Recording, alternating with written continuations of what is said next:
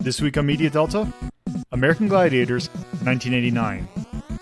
Sometimes you need something intellectual, sometimes you need something emotional, and sometimes you need to see someone get hit in the face with a tennis ball being launched from an air cannon. Hello and welcome to another episode of Media Delta. We were planning on taking a look at the very well awarded Chariots of Fire, because when this goes up, it would have been the time of the Olympics. But due to all the fun stuff that's happening, and also the fact that I didn't feel like watching Chariots of Fire, we actually swapped out Chariots of Fire for another show, which technically is competition. It is, but it's a different kind. Gladiatorial. Yes, gladiatorial combat, you might say, because With we were talking. Q-tips. Yes, we are talking about American Gladiators, which I guess in technicality, unless we've only played stuff based on American Gladiators, but yes, this is part of the actual, I guess, franchise that's just normally known as Gladiators, or I believe originally started with American Gladiators, but there are international versions. I know UK definitely has one. I believe Australia also has one, but I'm pretty sure there's also some in various places around the world have their own version of it. But as two of the three people on this call are American, we are going to do American Gladiators. I'm the token European. Bear. So yes, as you might have mentioned, we have two other people with us. So please introduce yourselves. Hello, I'm Real Soviet Bear. I watched American Gladiators in German on TV as a kid, so I know everything, but only in German. I'm Torpid Typist, and I'm here to see some random Joe Schmo get his cornea scratched. Yeah. So American Gladiators, we brought it up heavily during the Nickelodeon Guts episode because it might have been something we'd rather watch other than Nickelodeon Guts.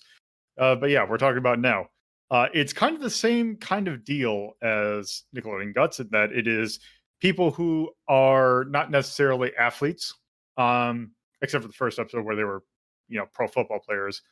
But they're basically random Joe Schmoes who come in. Well, Joe Schmoes and I guess Jane Schmoes. I don't know what the other. A gender-neutral Joe Schmo. Yes. Come in and compete against various athletes, ? Basically kind of trained, kind of gladiators. I think some of them were also ex-football players.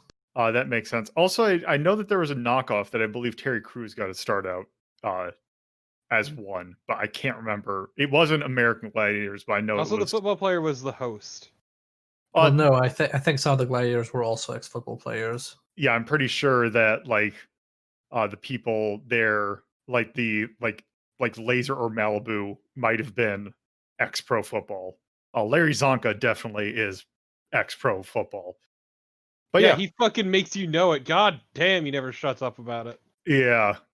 So yeah, basically they compete in various kind of spin on various sports. And basically, try and compete against each other. So I guess kind of to more get into that, let's just kind of go into our questions. So, Bear, what were your general impressions? Is there any particular element that you'd like to talk about? I think overall it was more entertaining to me when I was a kid. I think now rewatching it, I because of other competing shows that have gotten more hardcore, and I think in general competitors have gotten more impressive. Like when you watch Ninja Warriors or something like that, I think that's kind of like a level above what American Gladiators is. This feels kind of tame, but I do like the general feel of it. Where, and I think in the first episode, they kind of tried to go for this WWF or WWE or whatever wrestling theme, where the gladiators are the bad guys and the contestants are trying to defeat them. And like when the gladiators lose, they're like angry and they have these personalities and backstories or whatnot. Like I don't know, like Gemini. Gemini has two personalities. Exactly, and both of them are always pissed or something like that. Yeah, something stupid like that. Yeah, but then when you watch the later episodes, you see they changed the shift. They made a shift in tone where it's no longer this a wrestling style competition. Instead of it's this Olympic style competition. Where I think there was even an interview with Gemini actually, like after one of the Yep.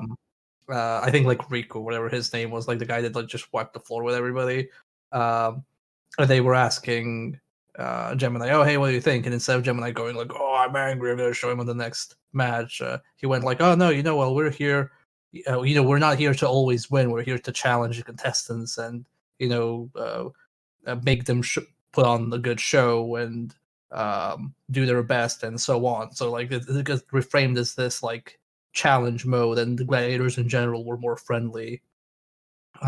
Like you would have certain ones where they're eliminated and the gladiators are eliminated and they're kind of like pissy, but then you'd have other gladiators who were like, "Oh yeah, thumbs up, that was a good shot," things like that. So I kind of like that. I think the theme of this is a sports event where everybody has to do their best. I think it fits better as a more I don't want to say more American, but I think it's like a more positive attitude that kind of uh, fits with something called American Gladiators. Oh yeah.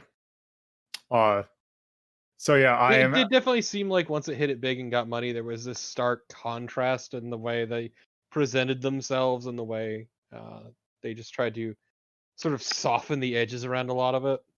Yeah. Yeah, and also I think a lot of they got a better budget, but it's also interesting to see where in the initial episode, um, a lot of the disciplines were kind of bare bones, and if you look at for example, the disciplines that it did keep, like the one where they have to shoot the target, and they move from cover to cover and use various different like a rocket launcher or a turret or whatnot to throw balls at the target while avoiding being shot at. If you look at the initial one, that one looks more like a war zone, like you're like hiding behind barrels, behind shrubbery, behind like a beat down wall. But when you look at the later episodes in that same discipline, that one's more neutral, in the sense of like it has this like VR framework on it, so it doesn't look like a battlefield. It just looks like um, an obstacle course. It even had like the like almost like a Tron look to it. Yeah, definitely. Just like the hard angles and the lines in blue and all that. It definitely went for more like neutral, presentable, more marketable tone rather than Yeah, it definitely feels like as more eyes started watching, they tried to round those edges. yeah, definitely. Yep. Now, I can't. I'm no expert, so I can't say for certain if it's because there was more money involved, or more eyes involved, or someone complained. I don't know, but yeah, definitely they did tone it down a whole lot more as it went on. I think it's more a direction because the direction shift, not like in terms of we have a budget now we have to be careful. For me, it seemed more like they didn't know what tone they were going for. Like I think they had an idea on the paper how it would look with, with the initial tone, but then they had like the first test screenings and they looked at it probably and were like, And oh, this needs to be more focused because it feels like it's neither wrestling nor something else. It's like something in between. So they try to figure out their own tone. Because yeah, if you look at like wrestling has like a lot of writers involved and a lot of that stuff is planned ahead of time, um, and synced up when they're like actually like fighting each other. But when you look at American Gladiators, you can't really predict whether the contestants are going to win or not, and it's kind of different. You have your scripted personalities, which are the gladiators, and then you're trying to make these contestants. They have these backstory talks with them, and they're trying to make them out as their own personalities. But if you have somebody like who's not interesting enough to be a hero or a villain, you're not going to be able to make them into either thing. So I think they kind of took all those things into account and just made a more focused effort to like have their own identity. It's also funny because they even had like their own like in the first episode at least like something to go along with their name, like a gimmick. So you had Gemini with the two personality thing, which you never saw. We never saw any of that. I feel that worth mentioning. Yeah, But also because there was like Lace who just wore some lace tights. yeah, Lace and like tights. Zap, but her nickname was Terminator. Like it was a lot. It was kind of like, you know, Timmy watched wrestling and now he has his fan fiction for his own wrestling universe. But also it was definitely it's definitely the feeling of like it was fumbling around trying to figure out what it wanted to be, and Yeah. eventually that crystallized. Yeah. Also, I'd like to point out because I did actually found a site that actually lists like the biographies for most of the actual gladiators. Was that some of these Malibu or not Malibu, Gemini in particular was actually an ex-football player. He used to play for the Patriots and the Patriots and the Eagles, I believe. Oh, no wonder why he's so full of frustration. Yeah, but also he did act in a few things. Also, he apparently played a small role as a security guard at night in the Roxbury. Also, he was a contestant on Press Your Luck. Also, Gemini, actually, or not Gemini, Malibu, actually was an actor. He did not. He was a competitive racquetball player. Also played Motaro in Mortal Kombat Annihilation. So, yeah, that is a lot. That is a lot to take in right now. yes. But yes, also he was on Baywatch Nights. Not Baywatch, Baywatch Nights, which is the level of actor. That is the least surprising thing I have heard about His name Malibu. was fucking Malibu. I mean, Yeah, you don't even have to call him Malibu. Just like look at him. He's like His you know, incredible hair. You mean? yeah, like he could have been called Fabio, and I'd still be like, yeah, he was probably in Baywatch or one of the Baywatch like copycats or spinoffs. I just find it funny that he was in Baywatch Nights and not Baywatch proper, which is like. I mean, better that than one of the knockoffs, like that show with God, the bicycle LA cops. I completely forgot what that was called. I do too, but there were so many weird on the beach drama / crime / drama shows. Yeah. So Baywatch Nights not that bad by comparison. Yeah. So is that good for your impressions? Oh yeah, yeah. Okay. Turbo. So honestly, I quite enjoyed it. I enjoy it because I like seeing people get beat up, and even more so, I like it being one-sided. That said, they actually do seem to carefully pick who goes up on there, because a lot of it's like people who do sports in their own, either in their own spare time or they're a physically demanding profession. There was that one, like I forgot what teacher she was, but she was like she was like just a teacher, and she was kicking ass in the episodes that she was in. Yep. I don't know what their official process is, but I wouldn't be surprised if there were like tryouts to compete. Like like it makes sense to me that you would do that rather than just go like, oh, what do you do? Oh, I play football in my spare time. Okay, you're in episode 2 now. It's too physically demanding to not have tryouts like that. Yeah. Yeah. Because yeah, I'd imagine if you didn't, then that is a liability because they probably would be more likely to hurt themselves. Also, it's not any fun if you're seeing someone just get one-sidedly beaten. Yeah, which is why Rico sucked to watch. Yeah. Yeah. Fucking Rico crushed it. What the fuck? Yeah, it's a yep. Yeah, one of the episodes we watched had some dude called Rico. I don't know if he won at the end. We watched the semifinals, but he basically dominated everybody, and it was not even like interesting to watch how like effortlessly It he was defeated everyone. so bad that all of the gladiators were teaming up on him in these Yeah. group things. There was this one, there was the one where you have to like grab the balls and put them in the little Goals. baskets. Yeah. Goals. And it's like 3 gladiators and 2 contestants at the same time, and each contestant is playing for themselves. And 2 of the 3 gladiators just went all in on Rico, and even the third one jumped in a few times. So the other guy got so many points, and I think that's the only one where Rico did not get a single point in. It was a shutout for Rico. Yeah. I mean, I don't blame him. He was pretty obnoxious. Fuck He Rico. was an asshole. I hate sword winners.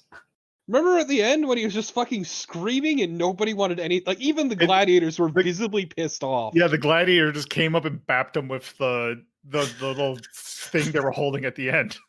Yeah, the soft thing. It's like they asked him like, oh yeah, what do you think about Rico? It's like, oh well, like we're doing our best to, stop him. It's definitely challenging, but that's what we're here for. We can't always win. And you just like look at them and be like, not like visibly annoyed, but you can kind of feel like, man, we need to stop this dude. He's kind of annoying. Yeah, it's great because it's like when you see him like hit him with the little thing, you can almost see it in this face where it was like you could see the guy who's like, okay, I need to hit this person, but I need to not actually hit him hard enough that it causes a problem, but also do it to play up. It felt like a lot of like, yeah, you won. We get it. Yeah. It was also like making the other contestant just feel bad because it was pretty close that entire race. But Rico got fucking lucky at the very end. Yeah, that's the one thing we'll probably go into when we actually talk more about the games themselves. That last game has luck to it, which kind of sucks. It's funny, but it sucks in a competitive sense. So if you're watching it for like just to watch it for watching people do stuff, it's fine. But if you're actually interested in the competition, it really sucks. I will say one quick thing. As much as I enjoy the show and I enjoy watching it, it is a show that is hard to watch a bunch of them together because they blend really hard when you do. Yeah. Yeah, it's definitely a weekly show. I think there's a whole category of these shows on TV, like even the like TV shows like fictional ones where you just can't binge watch them.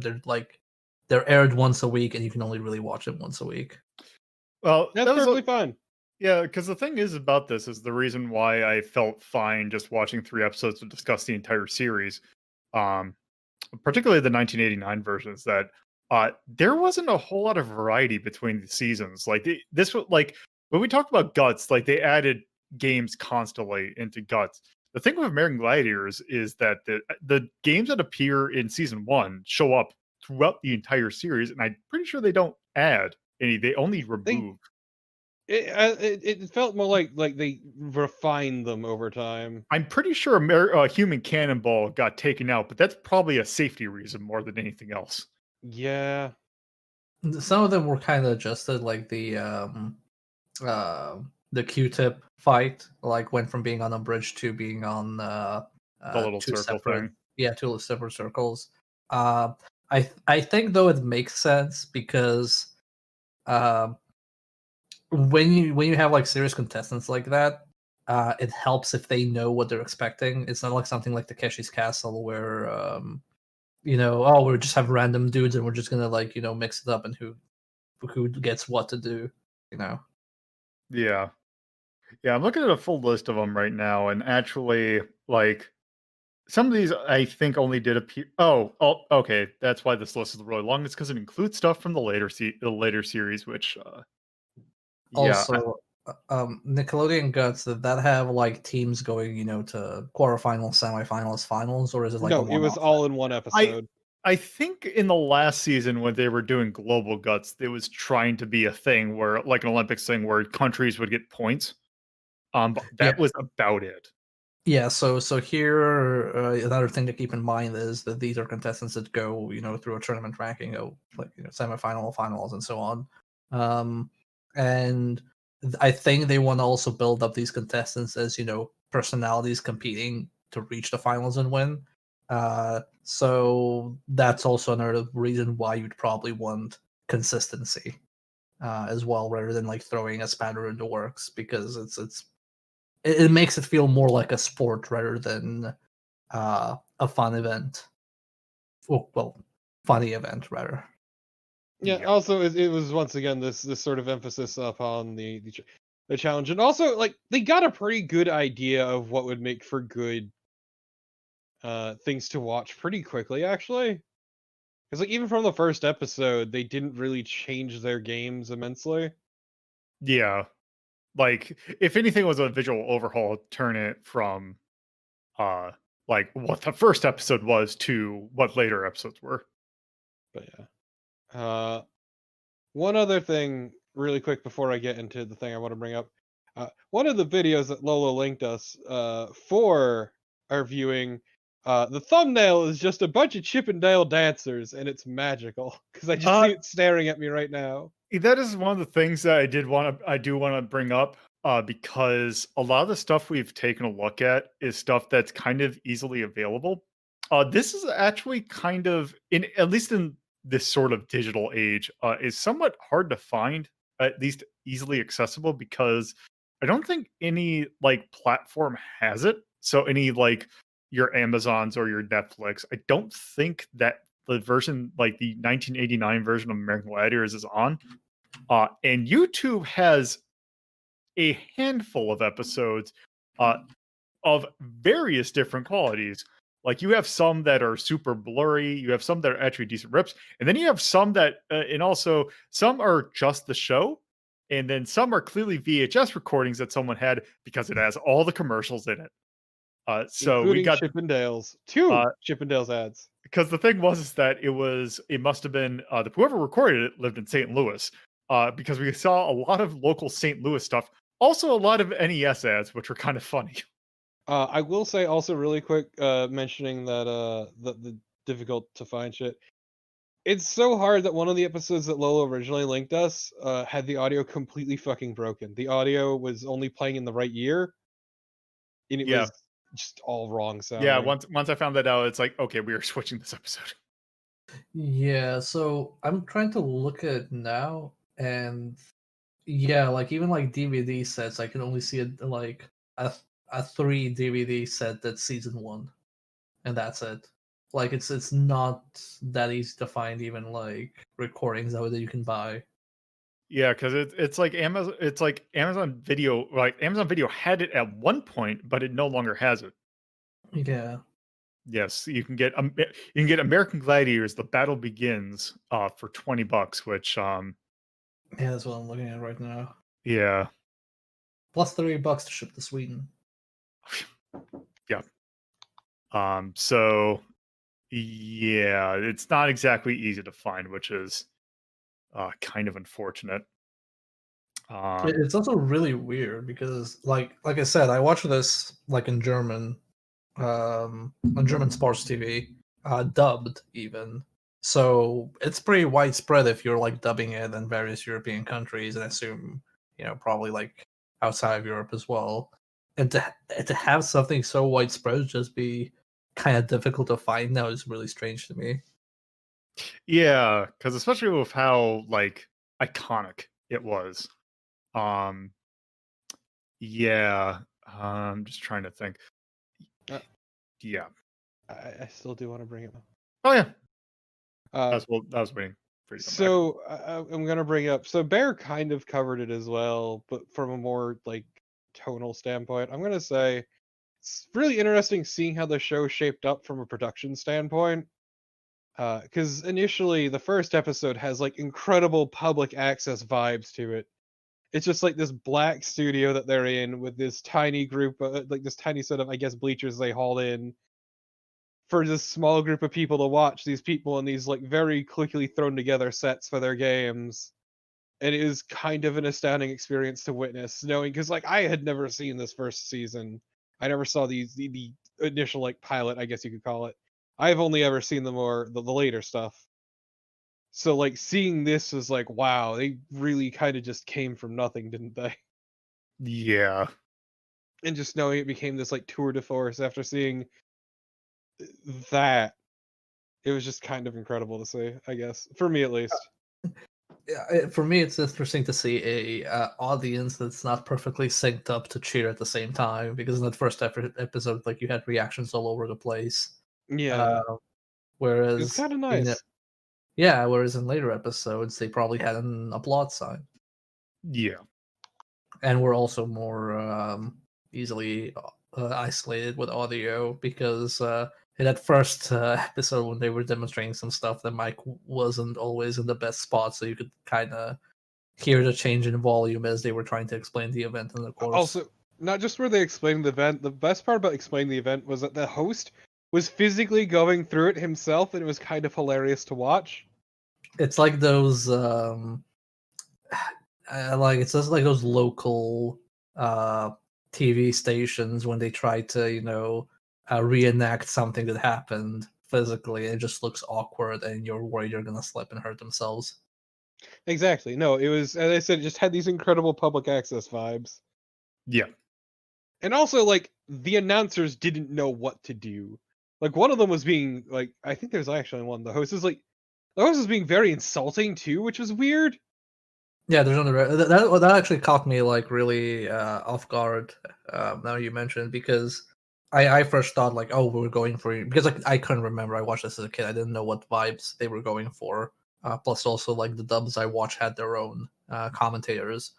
But I thought initially like, oh, they're going for a wrestling vibe, but the commentators actually are nothing like wrestling commentators, which have like very strict guidelines of what they're supposed to say and how to say it.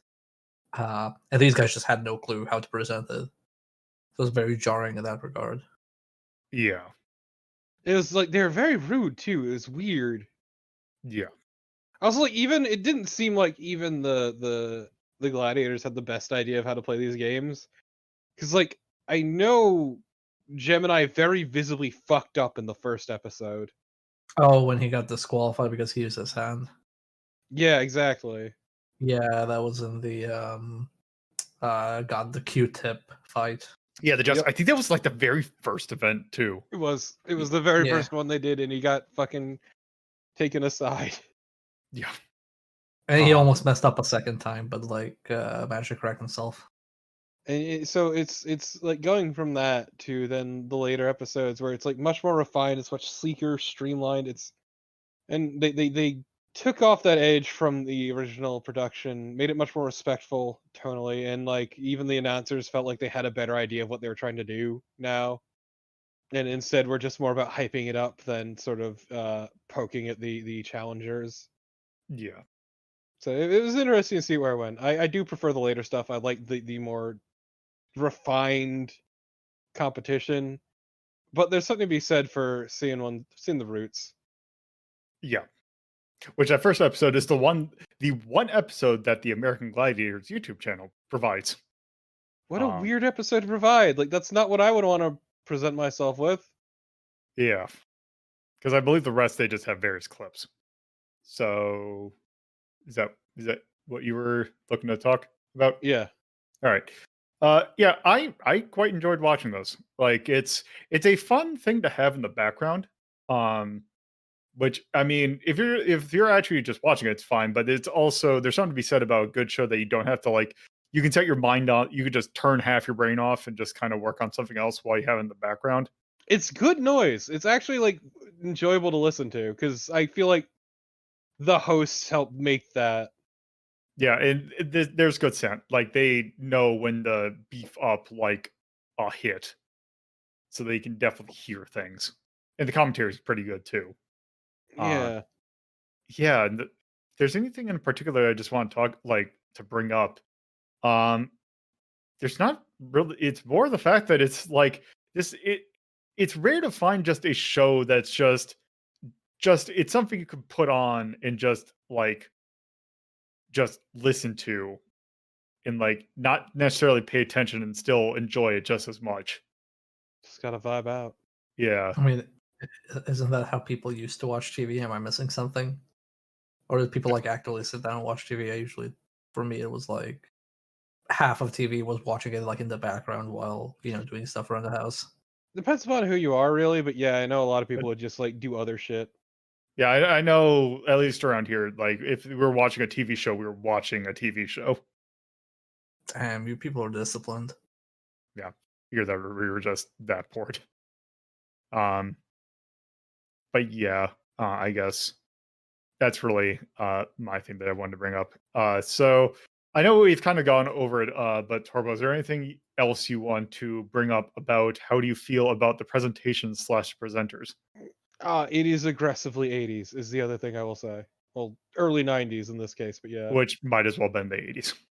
The 90s didn't happen until 93. Yeah. As we've been they brought out Supermarket Sweep on the Netflix, and watching that has and also just thinking about Saved by the Bell are really good shows. The fact that the 80s did not end with the 80s. Nope. Yeah. The Reagan years could be felt for years to come. Yeah. Yeah. So is there anything else you want to bring up? No, I don't have much else to say about other than that. Like, because like, I will say the Gladiators got less personality as time went on. It felt like there was less sort of differentiating them, in my opinion. Yeah. And like even their names ended up feeling meaningless, It, aside from just very dumb code names. yeah, it just seems like rather than calling the person by their name, it's just they're calling them by um their nickname. It's very Like, much it has the energy of like going to a summer camp and getting a nickname. You yeah, no, know, it's I actually finished up. I'll say. okay. I was gonna say, but yeah, you could just see them lose those parts of personality too as time went on. Because once again, like in the first episode, I'm not saying this is personality, but like just the things that separated them out, which is like Lace was visibly wearing like lace like stockings or tights, I guess. And it was just interesting seeing that just disappear because like as we saw in later episodes, they weren't there, which is perfectly fine. Really, it's probably easier to move without them on, but yeah.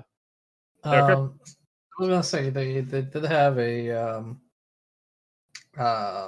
like ask the gladiator segment where like kids would ask their favorite gladiator stuff, um and they would answer those questions. But I also know they had a toy line, which I'm now looking up, where they had like a bunch of toys of the gladiators. But I don't know how early this was, like where this was still like season one or not. Uh, because looking at some of the props, I think it might have also been toys that went on through like season 3 and 4, and so on. So I think they did try to make them marketable. I just don't know if the episodes we did, uh, didn't make their personality come across. Like I don't know if Gemini is the jousting guy and he's always on jousting, and where Nitro is usually the one manning the cannon and things like that. I think those are kind of things you pick up on uh, if you watch a show long term. So um, I wouldn't say they like lost their personality. I just think that like it's a more long term thing, kind of like how in sports when you watch a sports match, you're not gonna have everybody shine in every single game. It's not really wrestling because like wrestling has a more focus on the personalities even during the fight, whereas these are just like very short events. That's what I That's at mean. Is least it my felt take. like they tried to step away from the gimmicks. But I don't think they tried to step away from Also, them. to I be think fair, there is a sharp difference between just like toy stuff. Toy stuff is a whole beast unto itself, and the actual presentation, how they present themselves on the show. yeah, but I meant like I don't think they tried to like move away from how they presented themselves. I think just the format, the way the show actually works is, I think if you get an idea of who's good at what and what kind of personality different gladiators have, you get that long term. You can I don't think you can get that from like individual episodes. That's my point. Mm. It's kind of like like if you met me, like I don't know, once at a stream, and you'd be like oh, I know everything about Real Soviet Bear. I know all his nuances. He loves the Master System and shit like that. I should say, I Probably feel like there's less emphasis on it. Yeah, I think they don't like take time to show it. Like there's not as Well, much. as much, yeah. Yeah. yeah. But I think that's most maybe also like in contrast to the first episode where they literally. But I mean, they did like put them aside in the later episodes as well. Like we did have them talk a few times, like after events with the gladiators specifically. Like, oh hey, what was your take on what happened and how it went down and why it went down Yeah, like but that? it didn't feel like they had a shtick going. Like they weren't trying to be wrestling in that Yes. shows. The shtick, yeah, that I agree with. The shtick was gone, but I think they tried to like give out their personalities in different ways. No, that's perfectly fine. It's just like So I still don't understand some of those nicknames. That was made up in the marketing room, I guess. Like the Thor, whatever the fuck he was called, like was very obvious what they were going for with that one. But then others like Blaze. Why is she called Blaze? I don't know. Yeah. Let's see, like we have like people like Nitro, Zap, Laser. Oh, one's actually called Laser. What? Yes, Yeah. he was Yep. named Laser. I like this also, like Toy said, oh, Blue Challenger versus Laser. But Just yeah, generic Blue Challenger. Blue Challenger versus Laser just sounds like you're taking a magnifying glass to it. Yeah. okay, I have a little overlook here. So we have Laser, Turbo, Saber, Hawk, Sky, uh, Nitro, and Ice. Yeah, these names were made up in like I think somebody looked at their photograph and their background in terms of like, oh, like what are they professionally, and then just made up backstories. You know what Uh, though? Still not as bad as the Guts nicknames. Yeah, I was gonna say because it was just the random like generic ass kid nickname. But was it like Kenny Speedy Gonzalez something? Yeah, that one was not great. Um, This but it was always lily like white the boy animal or something like that. named after a weird shitty stereotype. Yeah. Yeah, yeah, yeah. So, Regardless though. yeah. So, did you have anything else to add? asking No. me or Bear or Torpid? To be honest, both. Because Bear, did you have anything else you want to add about the presentation or presenters? No, I think I literally said this on the tangent where I stole Torpid's. Oh, I Like, didn't. Yeah, I mean, because we kind of just already talked about the presentation and presenters. Yeah.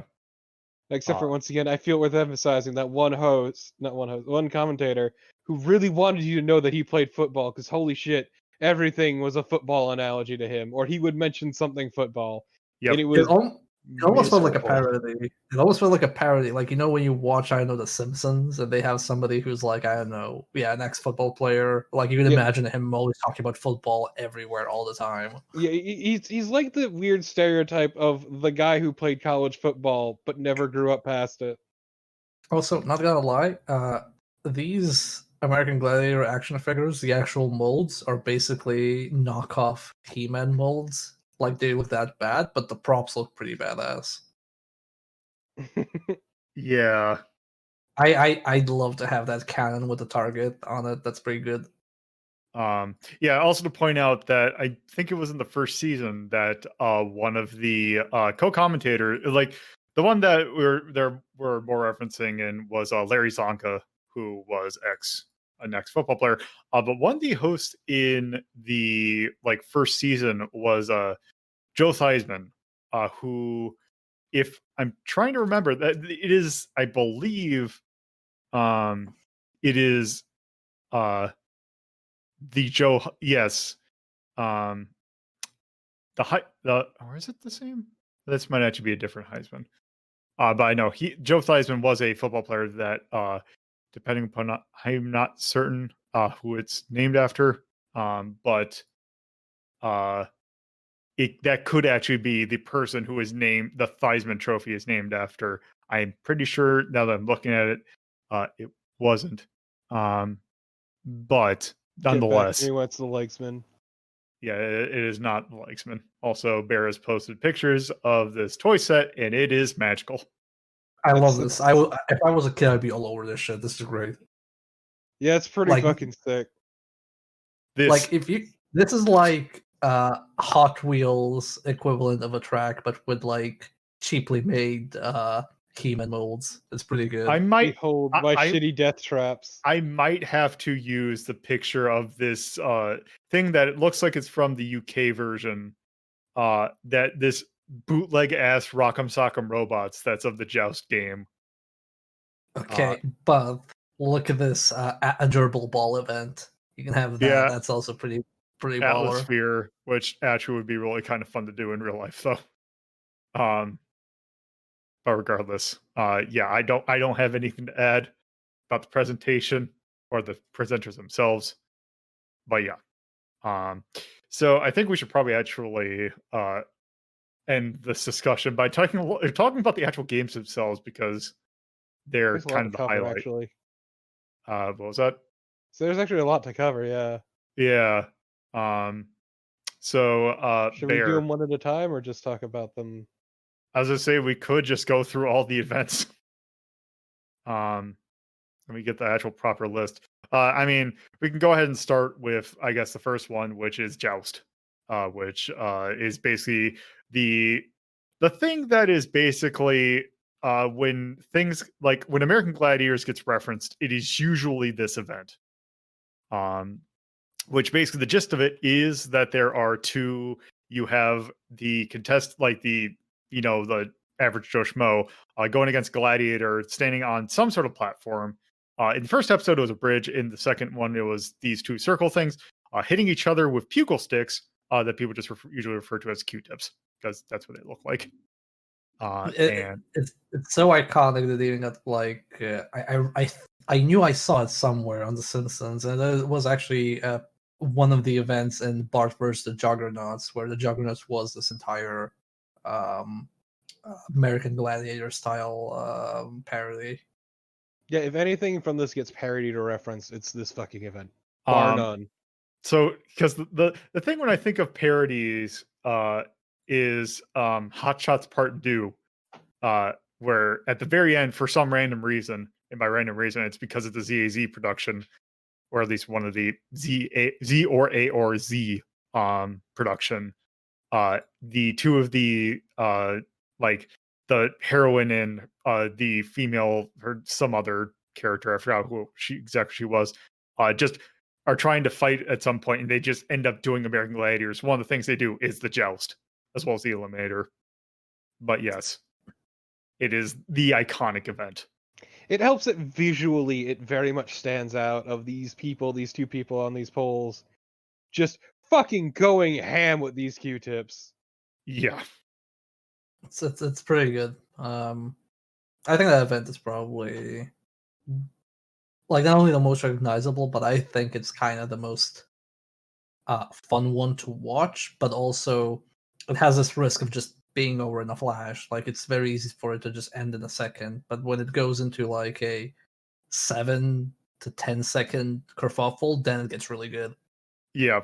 Well, there's also that one the thing we watched. It was one of the women's contenders, where she ends up It was the teacher, actually. yeah, it was a teacher who she just essentially gets knocked to her knees. The gladiator just beats the shit out of her and Just whacks her head over and over and over, and it's so brutal looking. which is also great because it actually invokes a disqualification on the contestant's part because part of the rules is that if you get knocked over, you have to do everything in your the way they describe it is everything in your power to get up, but you're just getting hit in the head constantly, so there's nothing you can do about it. Well, the problem is essentially that on your knees you are too stable. Yeah, Yeah, so it can like get knocked off. it makes sense that they have it, but also the gladiator kind of invokes that because you can't get up after that if you're just getting beamed in the head repeatedly. I mean, honestly, that's proper sports because if you can trap somebody to get disqualified, that's proper sports etiquette. You're basically screwing them over. It's all about pressing the advantage, yeah. Yeah. But no, it's also like they even asked her after, like you got disqualified. How does it feel? It's like, yeah, I couldn't get up. I just had no room to get up.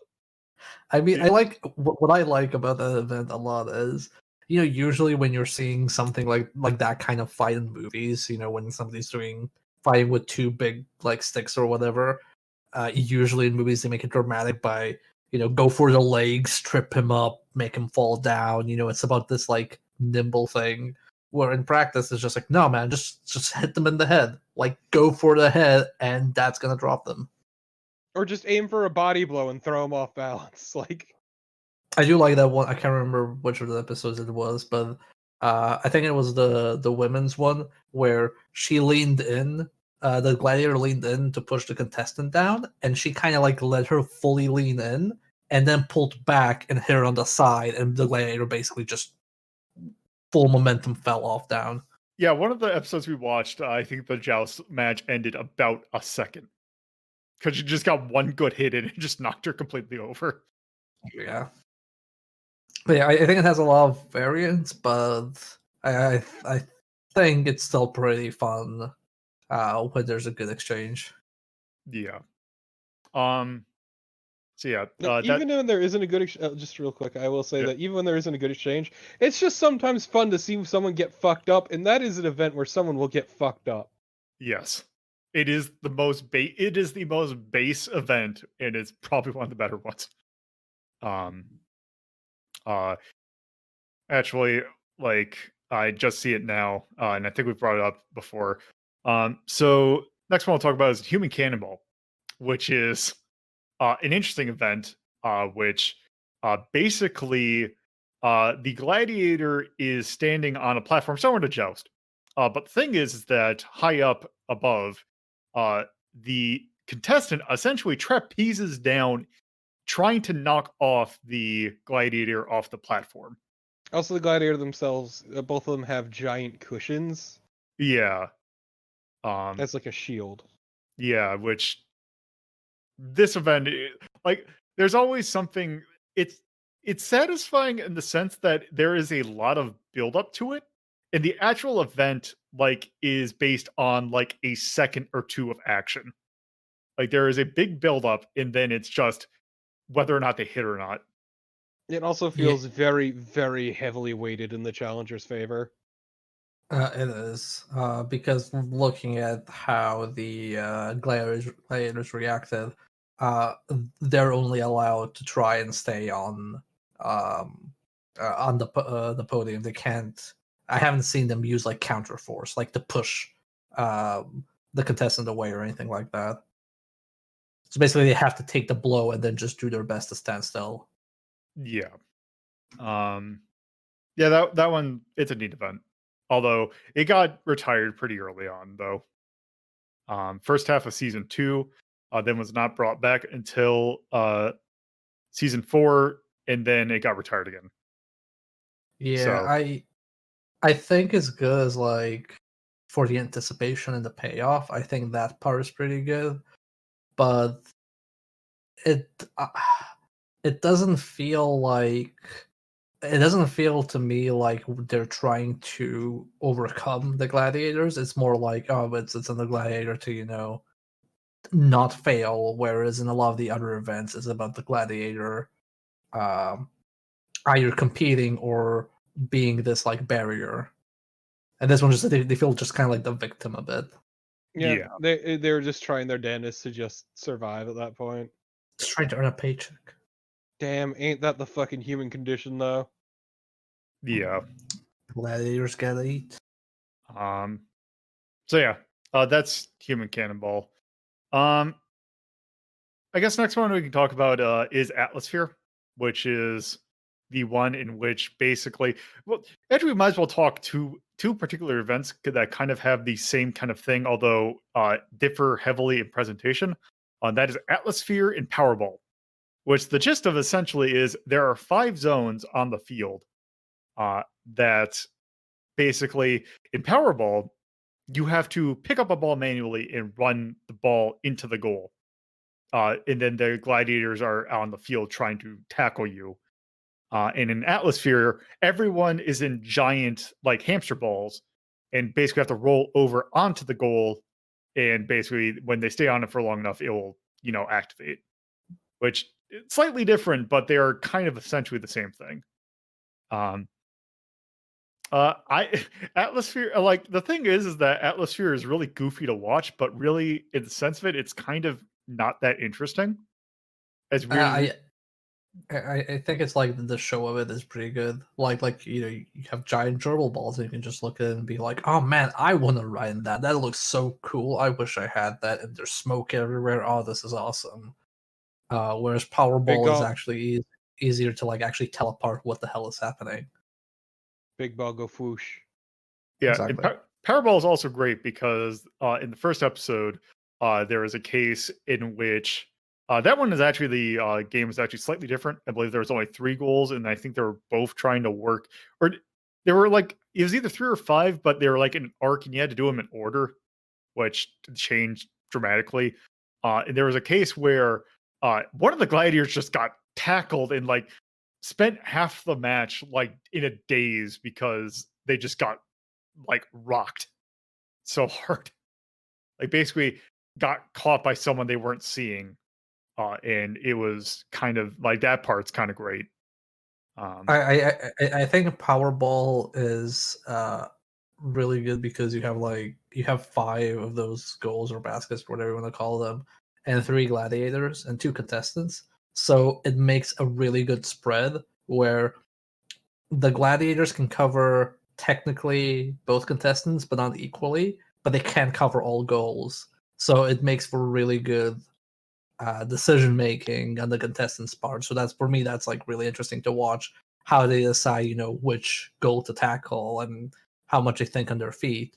Whereas with the Atmosphere, I think a lot of it is just, getting a handle on how to control the damn thing, more than like actually, planning, oh, I'm gonna go for this one or not. yeah. Yeah. Um, like they're okay to watch, but yeah, I feel like they're of the games here. I think they're the weaker ones, but even then, that's still pretty entertaining to watch. I mean, Atmosphere seems more entertaining to play than watch. Yes, Yeah. And that's what I just say. Like it's very good, like to like imagine yourself, like, oh, I want to do that. Whereas Powerball is like more comprehensive and like looks like something you're interested to see how they will actually play it out. They're both fairly straightforward, yeah. Powerball though is, yeah, as Vera said, easy to follow, and I think that works in its favor. I think its relative simplicity actually works greatly for it, and it seems pretty well thought out. And also, it's beautiful when all of the gladiators try to just pile on one dude, yeah, Who happens to be uh, called Rico? who happens to be called Fuckface. Yes. Uh, Whereas Atmosphere is just a clusterfuck. yeah, Like it never feels like anyone gets somewhere because they're trying to. It just they kind of bumble their way into it because everyone's slamming into everything. What I'm saying is Fusion Frenzy sucks. Fuck you, Bill Gates. yes, Uh, yeah, I think Atmosphere is one of it's one of those events because the entire show is pretty prop heavy, and I think that one was imagined like prop first, and I don't think it ended up playing out as well as they might have wanted it. But obviously people enjoy watching folks in giant dribble balls. Also, giant plumes of smoke. Yes, yes. You I get think your they call it like fucking taint it, blasted with it smoke. It's great. they said it was like I think I misheard, but they said like nitrogen smoke or something like that. Either way, your taint's yes, getting blasted. yes, they describe it as a blast of nitrogen, quote unquote, smoke. Yeah, It's probably just some that steam.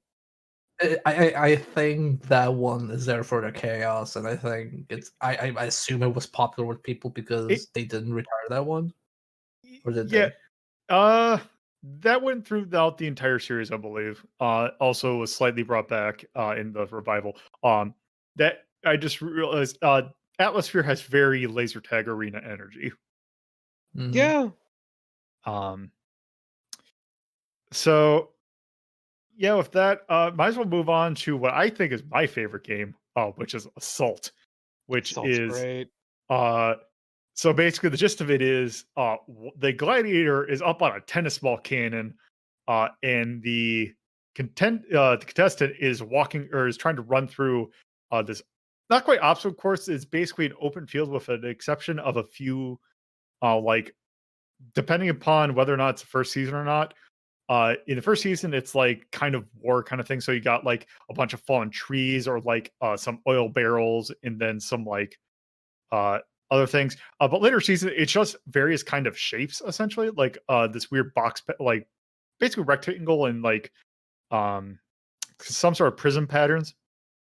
And on each kind of obstacle thing, there is a various weapon that they need to use in order to hit a target that is above the gladiator.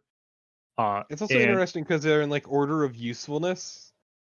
yeah, because you got things like a rocket launcher or like a crossbow. And at the very end, you just have three hand grenades in quotes, which are essentially just tennis balls. Well, yeah, you start from the most useful, but it's also at the longest distance. Yeah. So it ends up being like balanced, like you always have like an equal shot.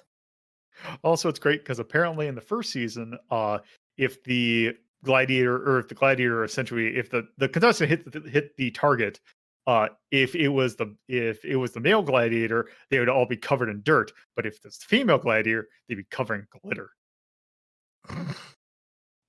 Which also, speaking of glitter, was great because watching in the first season, someone got to the very end and got the hand grenades. And I don't know what happened, but they kind of biffed the thing and it just landed straight in front of them. But then also, if you kind of run out of weapons, you could also win by just basically heading to like a goal line. But also, that's a lot harder because you're also right in front of the gladiator. Um, but yeah, this was always my favorite thing to watch. Yeah, It is also the most dangerous event. Yes, I believe out of the episodes that I've seen, this is the one that has caused the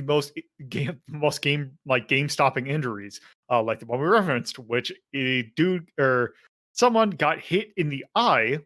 They're wearing goggles, so it's not like they got hit directly in the eye, but they got their cornea scratched.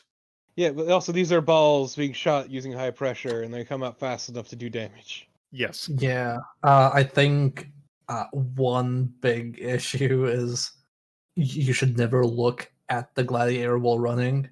Like, I think like it's obviously like, oh, I want to see like where he's gonna shoot, but there's no chance you're gonna react to that. You might as well just like plan when to run. Yeah. Um, Also, it seemed like it was kind of underpowered in the first season because there were multiple cases of the contestants getting hit and not realizing it. Though that might just also be adrenaline, but I feel like if you got hit with a tennis ball at that speed, you'd probably feel it. It's also great because like they had to occasionally, like I know in the one episode we watched, they had to take a second to figure out if someone hit it or not. Like they had to make a ruling on it. Yeah. So it looks like it wasn't like someone was looking at the target and see did it get hit or not. It wasn't like something was rigged. Although I think later on they'd rig something so that it is like pressure sensitive. Um, But that event's always fun. Also, one thing I did want to bring up about these events that one thing I did find funny, or not funny, but find actually kind of something that makes it a lot more tolerable to watch is the fact that they stagger the events. So the format of the show is that you always have men, like the two male contestants, and then two female contestants going side by side. Like they weren't against each other, essentially, but they were kind of going in same lanes, and they would change the order of the events between the men and the women, so that you would have like for the men it would go joust, like joust, assault, Powerball, Atmosphere. For the women, it would go it could go like Atmosphere, Joust. It would go in a different order, so you would see the events twice, but staggered, which I feel makes it a lot more. It's not so you're not watching the same event over and over again. Yeah. I want to mention about the assault. My favorite thing about that one is that it has the highest "oh, I could do that better" factor. Because like some of the shots they make where like they shoot the rocket launcher and just completely misses the mark entirely. You kind of go like for a moment like, oh, I could probably do that better, and then you realize, oh no, I probably couldn't because that's a lot of pressure and chaos and not a clear view of things. Also, I'd imagine that the fact that they probably don't have good sighting on that, so it's not like, and you also have no idea how the power of those things are. So you could be like, oh yeah, if I do a straight line, I'd be hitting it here. But then ballistics come into effect, and you probably Also, yeah. they're being pinned down by the gladiator. Yeah. Like very visibly, they are having to contend with that while also trying to aim, which will fuck up your aim real bad. Yeah, I also wonder whether like returning contestants get like used to it eventually. Well, or like watching how other people play and aim, like you get kind of like an idea. Because like some of the rocket launcher shots would just like not even go high enough because like people would be like, oh, this is gonna go super far in a straight line, and then it's actually much more arced. And then I have seen like other contestants like aim it super high and like just barely miss the target because it felt like they had a better idea of how that arcs, but you only really have, one shot with the rocket launcher. Whereas with, I think, one of the cannons, you have like 3 shots or something like that, so you can kind of adjust based on where your shots went if you see them. Yeah. Also, I feel mentioning part of the appeal of this is the variety of items that they have you use too. Yeah, this is a good example of prop use, like compared to Atmosphere, in my opinion. Yeah, there's a bunch of different weapons to use. There's a bunch of different kinds of cover as well with each weapon, and it's just interesting to see too because it's short, it's sweet, but there's a lot going on. I do wonder how many balls the gladiators get to shoot, because I know they have that entire ring full, but I wonder if they get like reloads on it or something, because They don't actually. One of them ran out. Remember?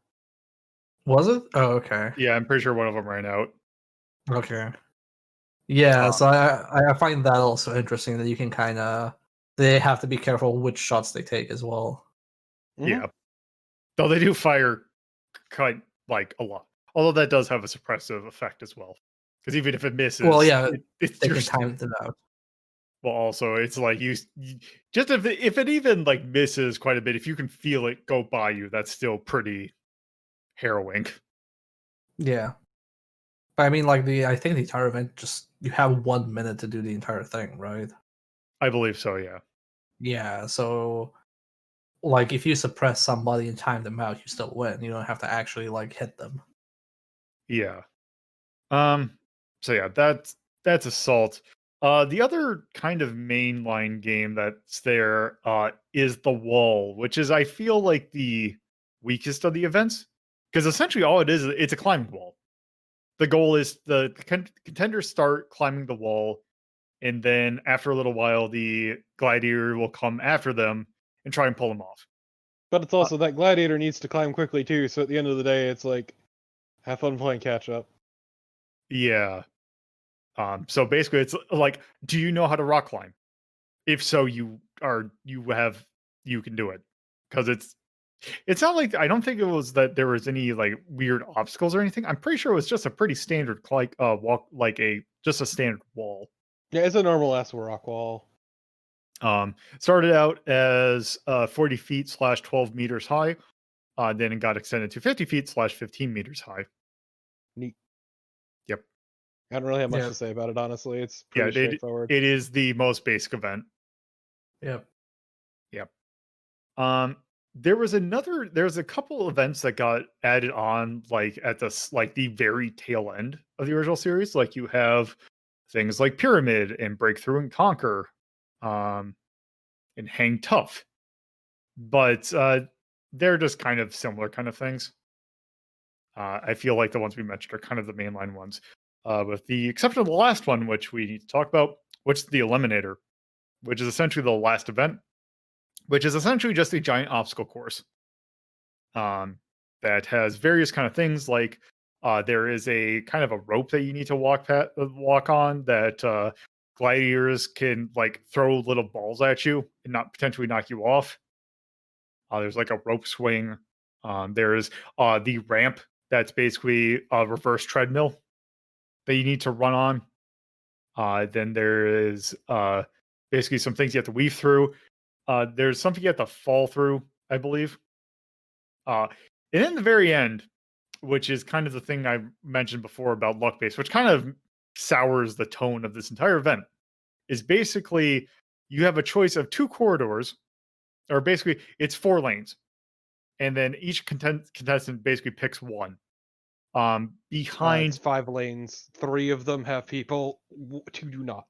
yes, so it is entirely luck based if you go through the right one or not.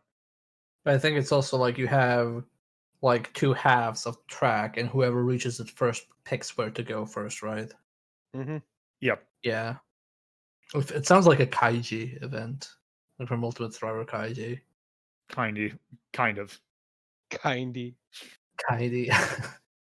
Yes. Also, Kaiji. people got stuck in the rope net a lot. Rope nets ain't nothing to fuck with.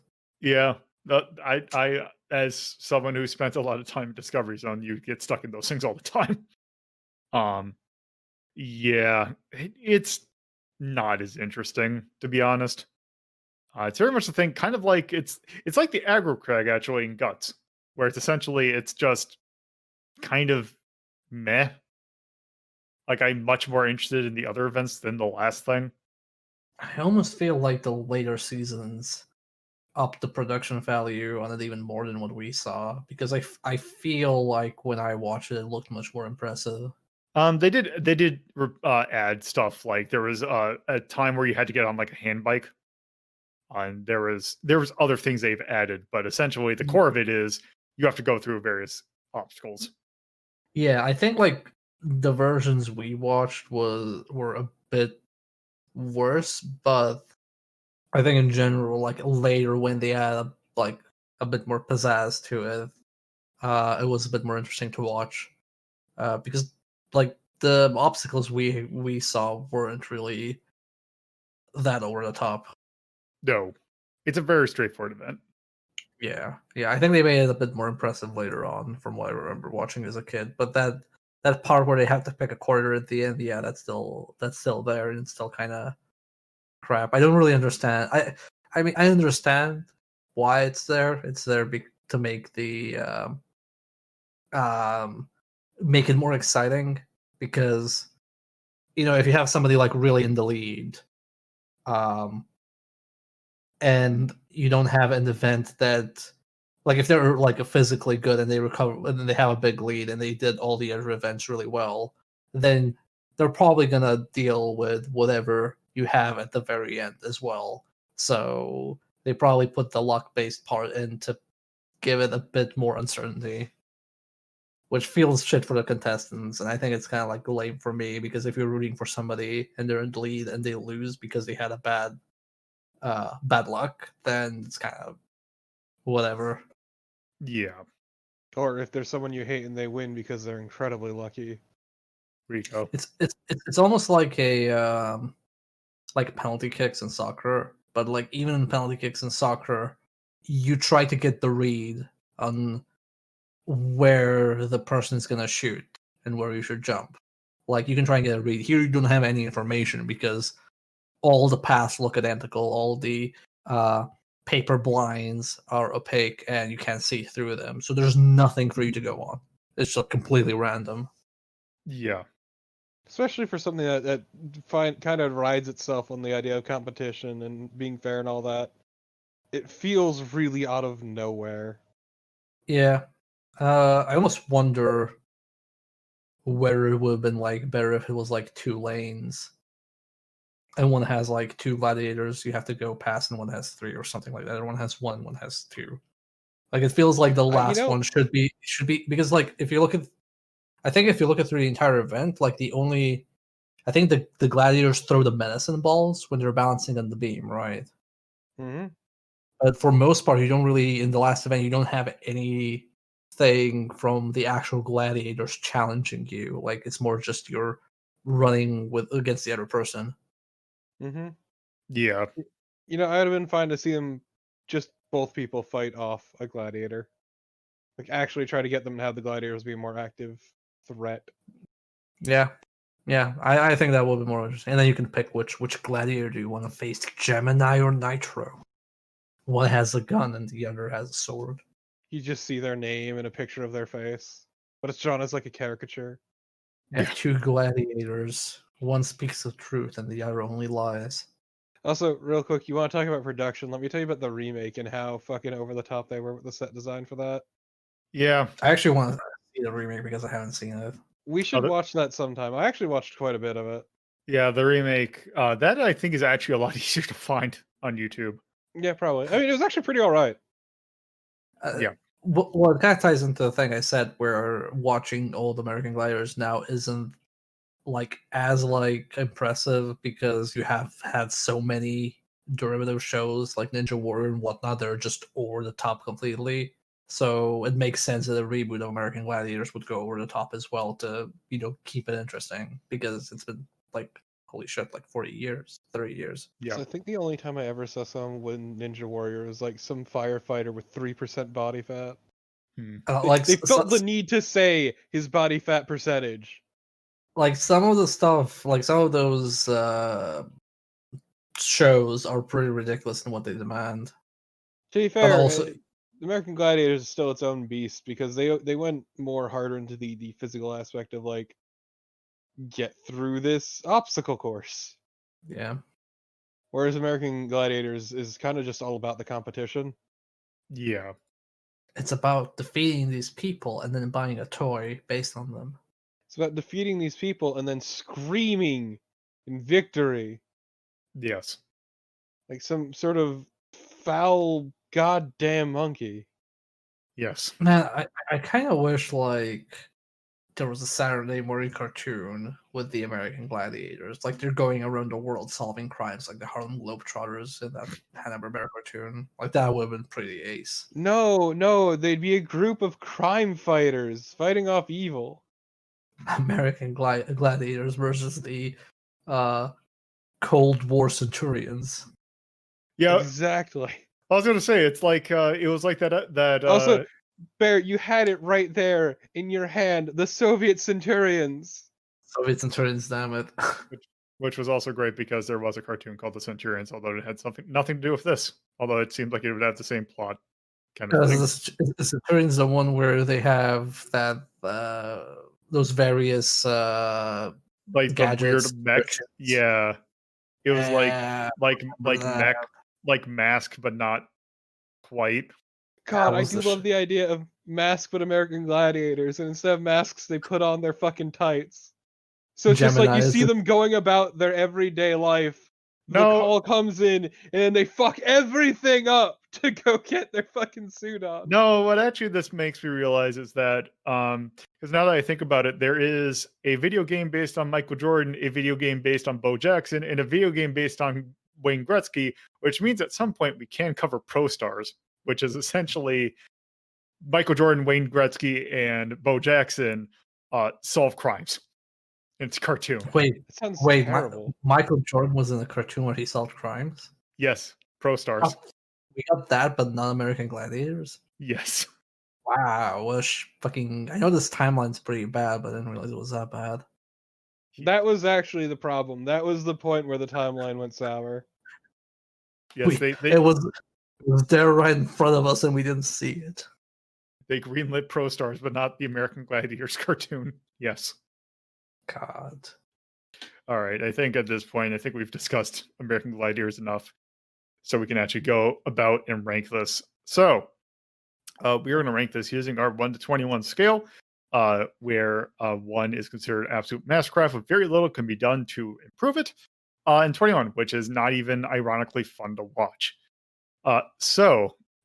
Bear, what number would you give American Gladiators, the 1989 version? Oof. I'd say it's Gotta somewhere break out the between. I think it's somewhere between Guts and Street Fighter live action for me. So like 9-ish, I'd say. Okay. Torpo. Let me bring up the list real quick, because I'm a genius who doesn't think ahead. Say 9 or 8 is where I'm at. 9 or 8. I love how just scrolling even slightly rockets down my fucking thing. I would honestly put this over Nick Arcade personally, so I'd probably say like a 6. I'd be Okay. fine with that. Yeah. So somewhere between 6 and 9. Okay. Nice. Like I think Mortal Kombat is a more enjoyable piece of media for many reasons, as is Labyrinth. But Yeah. Actually, you know what? Man, I would say 7 to put it on the level of Running Man.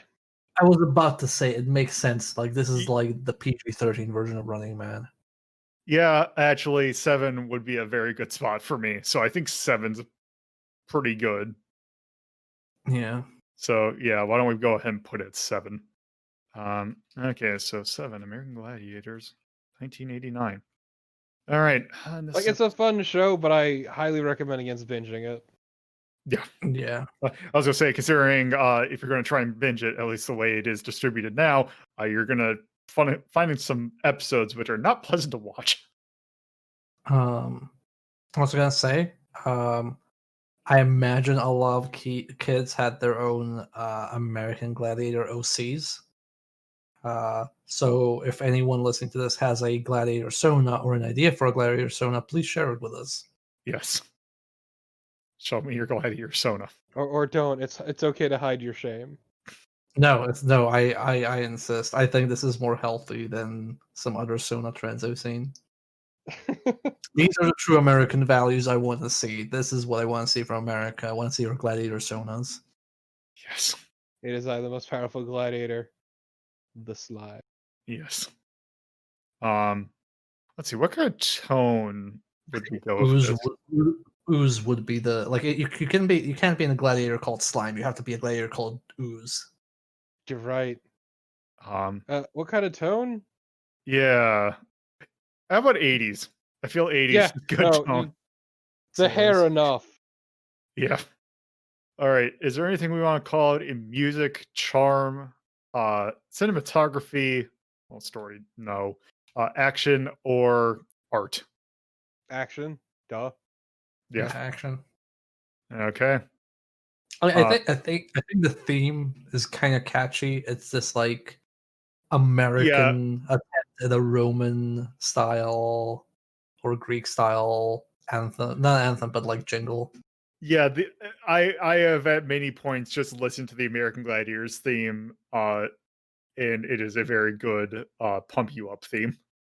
I would say Yeah. also thumbs up in charm because it's Yeah. it's a sort of like goofy charm. I wouldn't call it campy, but there's something to be said for like the overall presentation.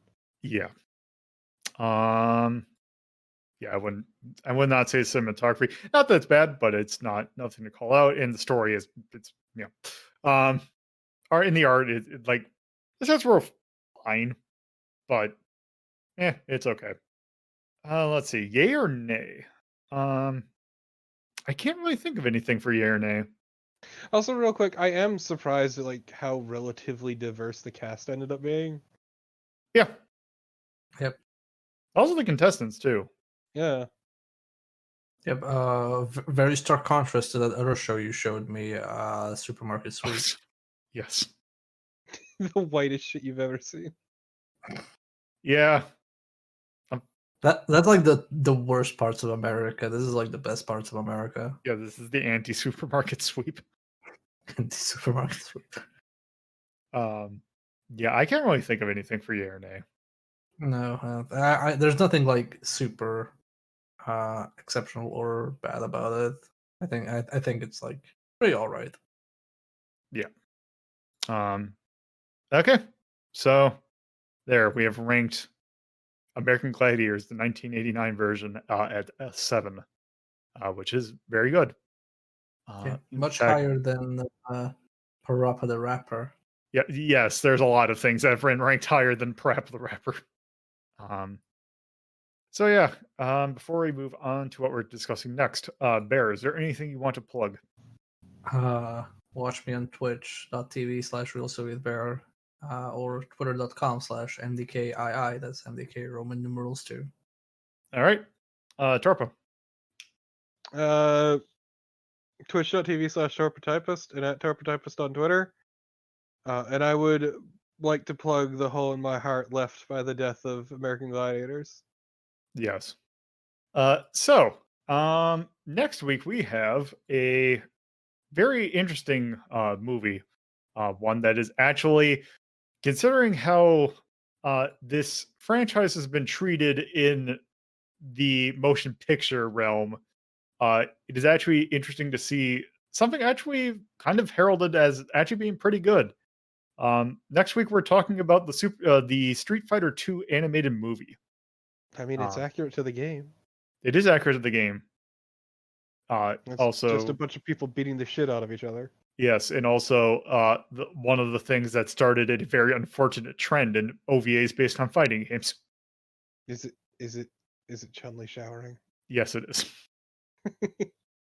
It actually is, because I think that thing has been actually, like, you can trace that back to every fighting game OVA after that having some sort of shower scene. Which there's a surprising number of them actually. But nonetheless, that is what we're discussing next week. So make sure to tune in for that one, because that one will definitely be interesting. So, thank you all for listening. If you would like to look at the full list of rankings for yourself, please visit r3.ldp.life and go to the Media Delta List tab. If you would like to watch Media Delta's sister show, Retro Rank Rhapsody, you can either watch at youtube.ldp.life or by tuning into twitch.tv/LoadPuzzlo at 7:30 p.m. on Fridays, 2:30 p.m. on Saturdays, and 1 p.m. on Sundays. All those times are from the Eastern U.S. time zone. If you would like to discuss this episode with the community, you can do so by joining our Discord server, which you can do so by going to discord.ldp.life. Thank you again for listening, and I hope you tune in for our next episode.